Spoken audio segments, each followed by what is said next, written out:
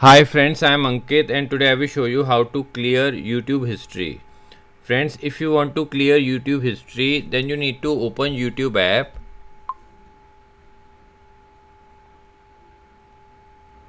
Now here in your YouTube app, you need to press on the profile picture.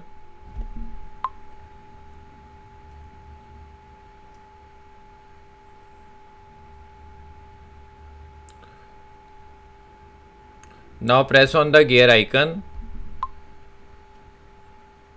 Now here you will find option manage all history.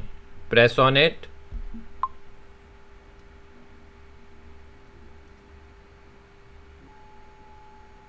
Now here press on delete. And here you will find option to delete today's history, or you can also delete all time history. So I will delete today's history.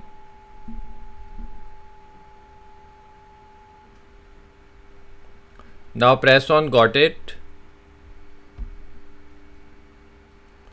Now it has deleted my YouTube history.